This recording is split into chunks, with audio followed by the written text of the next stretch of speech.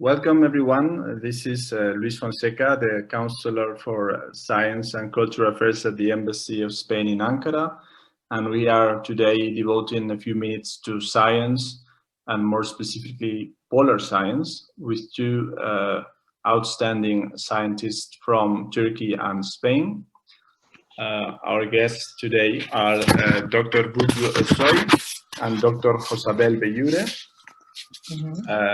Welcome to both of you, and thank you so much. Thank you. Thank you. Nice to be here. I will briefly introduce our guests, and then we will start right away with some questions. Dr. Burcu Özsoy was born in Gaziantep in southern Turkey. She studied in Yildiz Technical University, her undergraduate and graduate degrees, and she took her doctoral degree at the University of Texas at San Antonio. She has done research in the areas of satellites, imaging, and geophysics, and she is currently director of the TÜBİTAK Marmara Research Center Polar Research Institute here in Turkey, which was established in December 2019. And she's also a member of the Scientific Steering Committee of the Southern Ocean Observation System. And last year, she received the Polar Studies Award from the Turkish Academy of Sciences as a young scientist in the Young Scientist Award program. She has also given expert opinion to the Intergovernmental Panel for Climate Change, IPCC, regarding the regions of the ocean and the cryosphere, that is the ice surfaces and glaciers, sea ice, and permafrost. She will explain to us a little bit more about what this all means. And from Spain, we have Dr. Josabel Belliure, who is a natural from Alicante. She's a doctor in biological sciences from University of Valencia, and she's professor of ecology at the Department of Life Sciences at the University of Alcalá de Henares near Madrid. Her main research areas are ecology and animal behavior, and specifically the evolutionary aspects and the study of adaptations. And she's also engaged in the studies regarding conservation of the environment. She has taken part in several research campaigns in Antarctica, and she's a specialist in the ecology of Antarctic penguins within the program of research on Antarctic research of Spain. And she will tell us how much she has learned from penguins during her campaign. So again, welcome to both of you. It's an honor and a luxury to have such a distinguished scientist with us today. Thank you. Same. I will kick us off by asking Dr.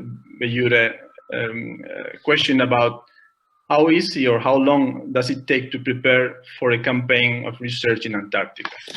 Okay, so first of all, thanks to the Turkey Embassy of Spain for inviting me to this nice talk. And it's a pleasure to talk about all these research subjects in Antarctica. For a campaign, we need 1 year.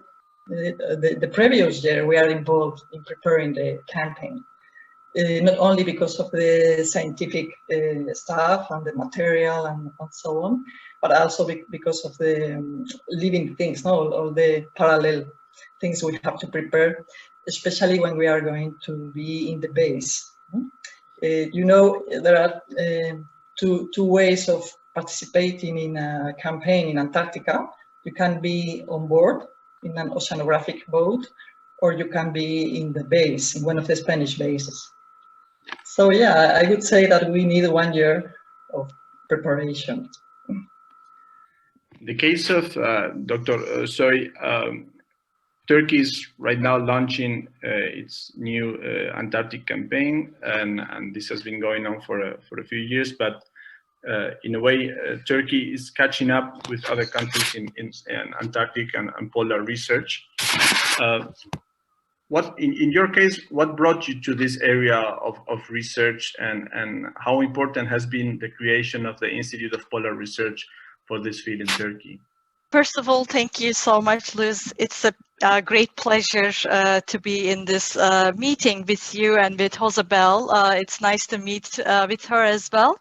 It's always a great opportunity to meet an Antarctic scientist, so this is a great moment for me. Thank you so much. I myself, I am a surveying engineer, and I was working on the satellite images, and during my master degree I first looked at the sea surface for the oil spill, and then during my doctoral degree, which I started in USA, my advisor actually asked me which kind of surface I would like to study, and he was asking me either Mars or Antarctica, and I was thinking that considering the climate change, Antarctica would be the great opportunity to work with. And in 2005 I choose Antarctica to work with the satellite images to look at the sea ice surface in Antarctica specifically. And in 2006, I joined the NSF campaign to go to McMurdo Station, one of the US, actually, I guess the biggest in Antarctica, science station. I joined the expedition, as Josabel explained. I was on board the research vessel for a while, and then doing my research on board the vessel. After finishing up my PhD in 2010, I returned back to Turkey, and having the background of sea ice, climate change, and Antarctica, I started searching for opportunities to applying for projects, etc.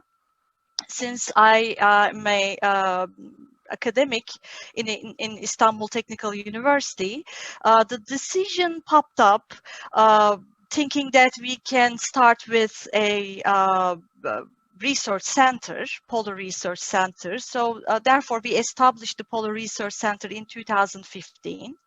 And then in 2017, the project, Antarctic Research Project, became under the auspices of the presidency, and the responsibility was taken by the Ministry of Science and Technology. So therefore, we have a great start from 2017 and on. And right now, at the moment, our fifth expedition scientists are being in Antarctica, unfortunately under the shadow of a pandemic.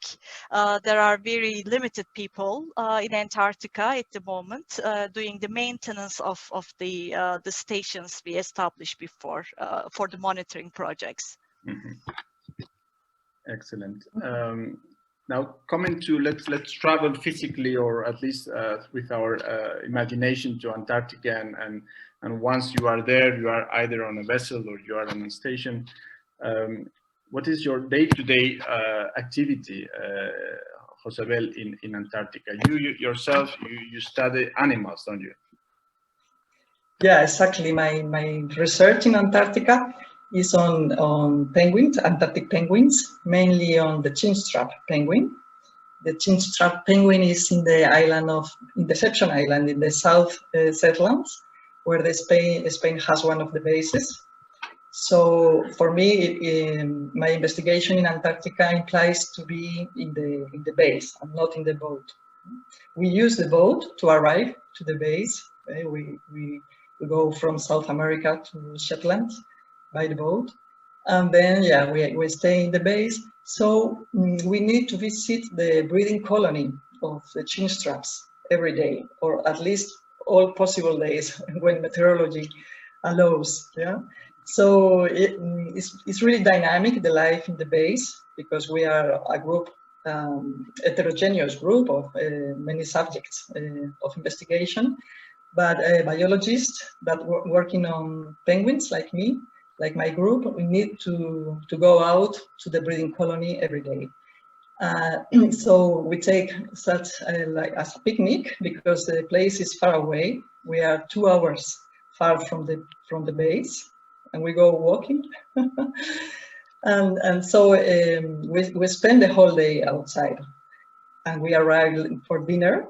Everybody working in the base sometimes spends the whole journey out of the base, but we all meet later in the time for dinner.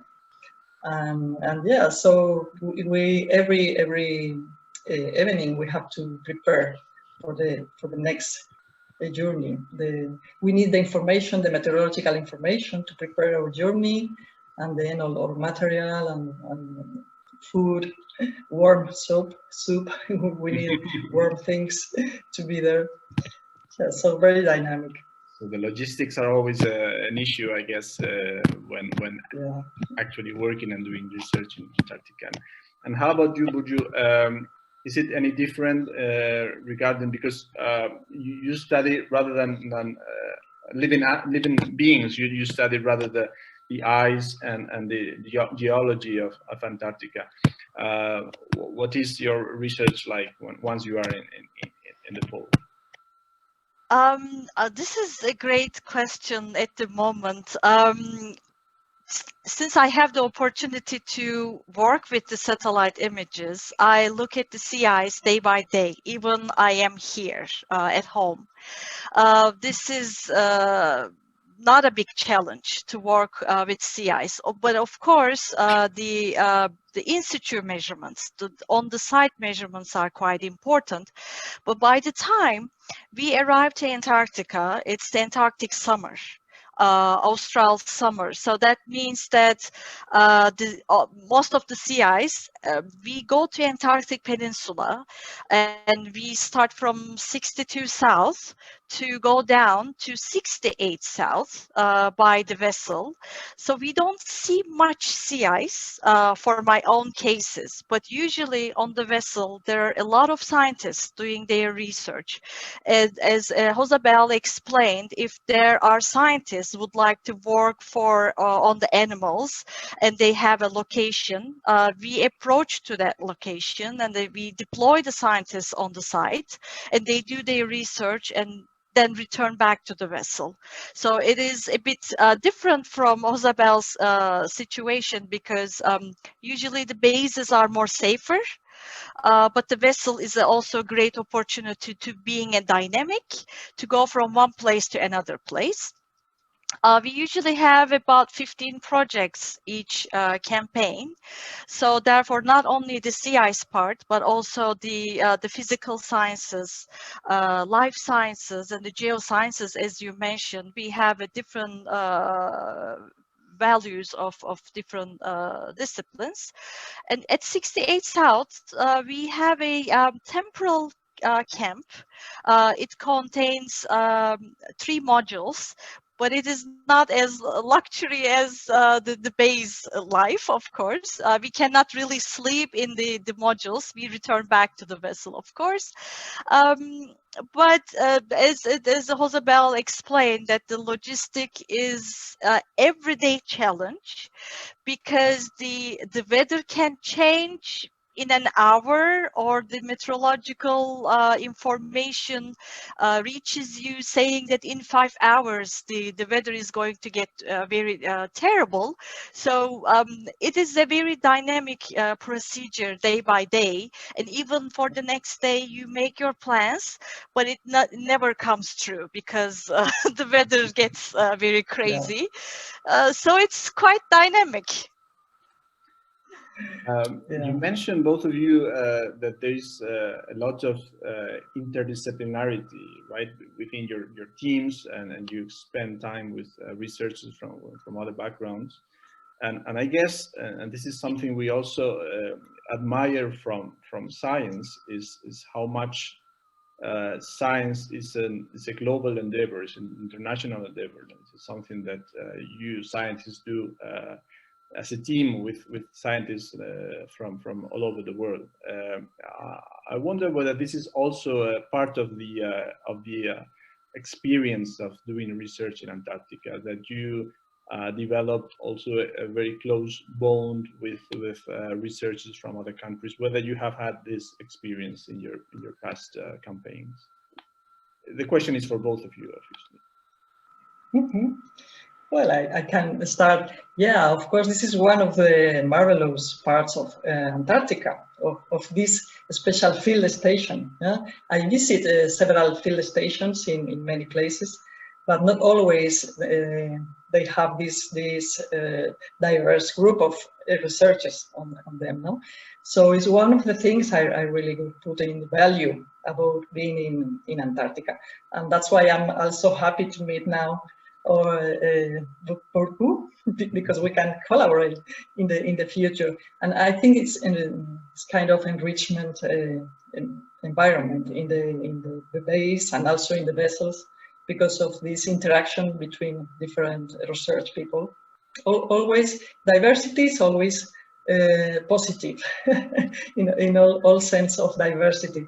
And so this diversity of subjects is really one of the nice points. I suppose it's the same in the boat. Exactly. I am going to repeat what Josabel said.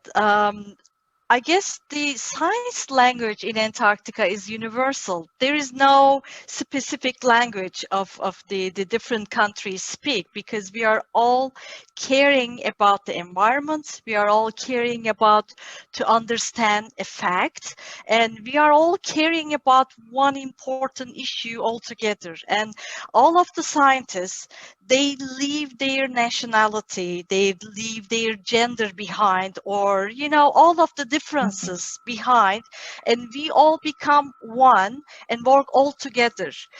It's a very challenging environment, and the help from the different countries to each other is very important.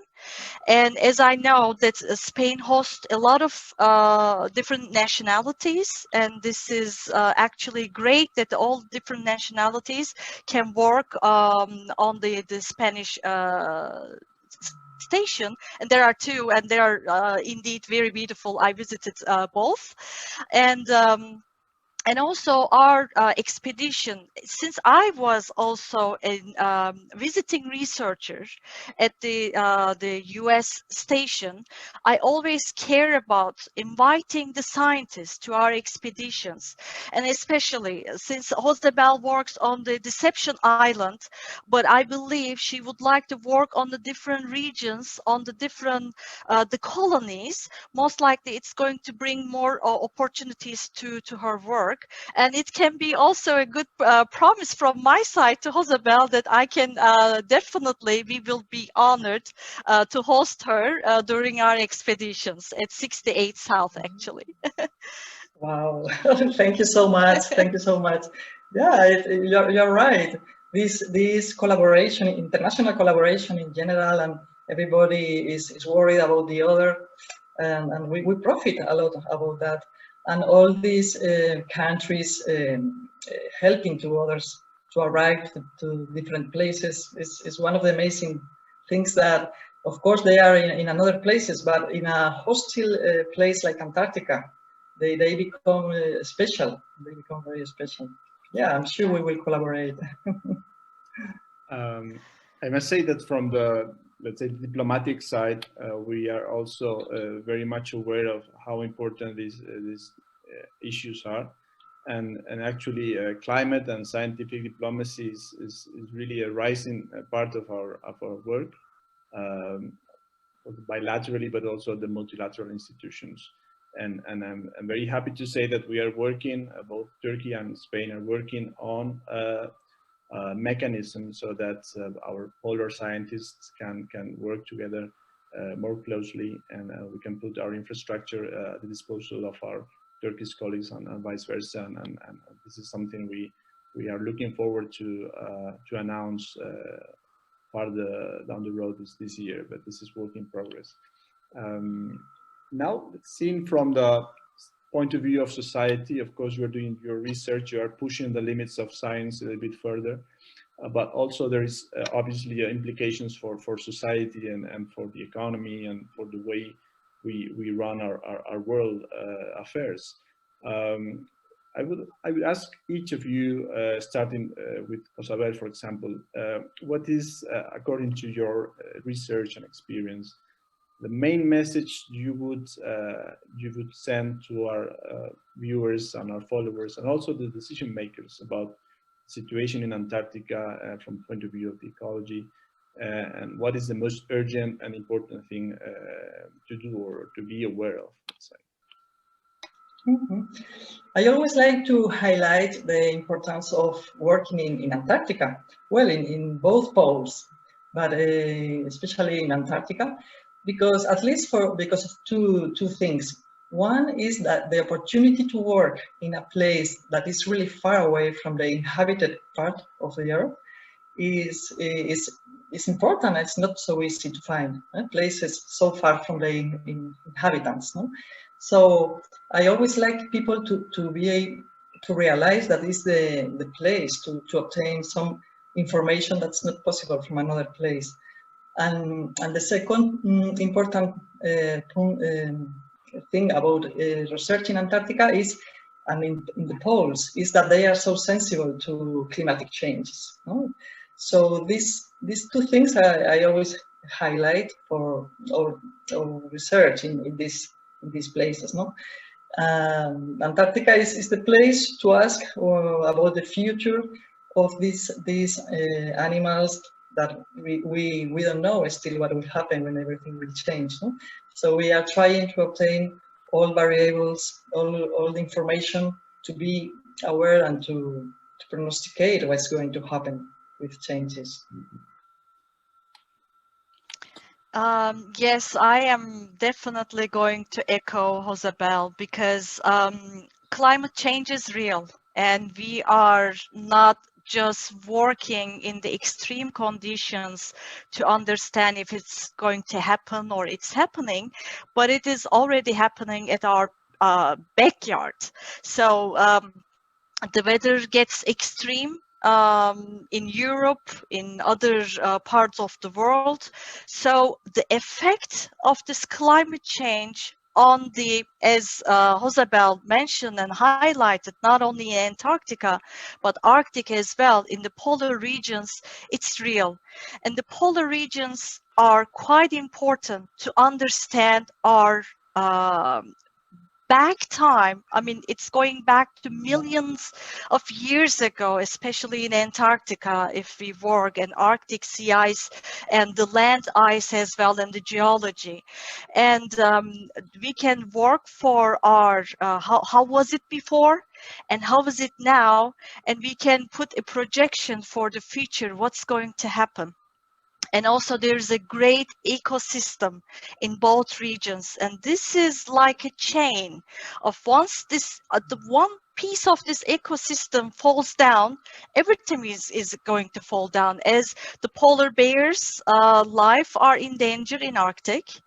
In Antarctica, I don't work for on the ecosystem, but as we read through the articles, there are great change, and almost like the Josabel can explain this further for other occasion. We would like to hopefully invite her to our maybe on an online environment again, to give a speech or talk seminar to our followers as well.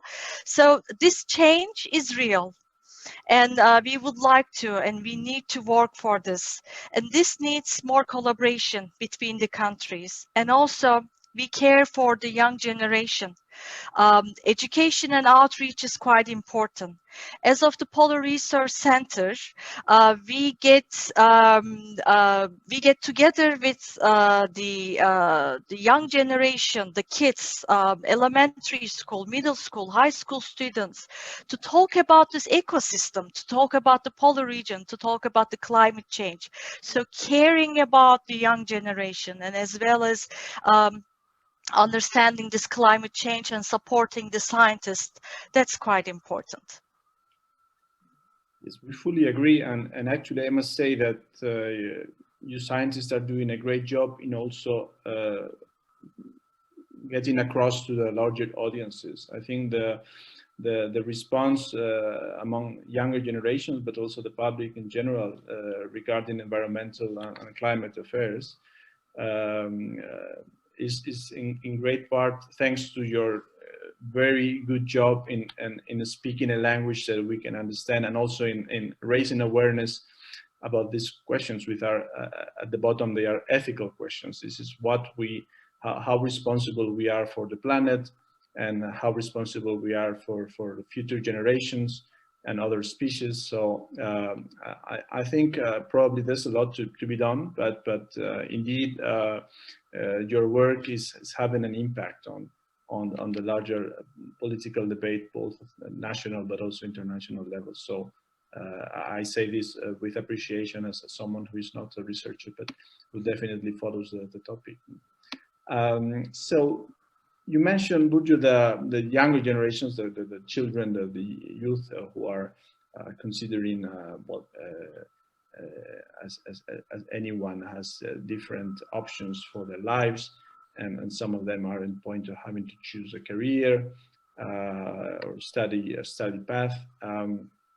What would you say is the most amazing or exciting part of your job? What is it that you really think would push someone to choose science, and in particular polar science, as a career opportunity or a passion for your life?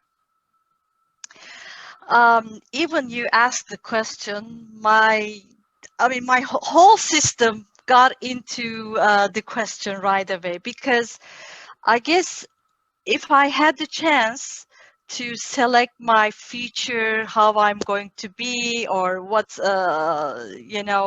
job I'm going to select, I'm going to be the same, because I believe working on a scientific issue, or on a problem, just a problem that considers the whole world, it's just so amazing to come up with the answer, or to make the other people understand the fact.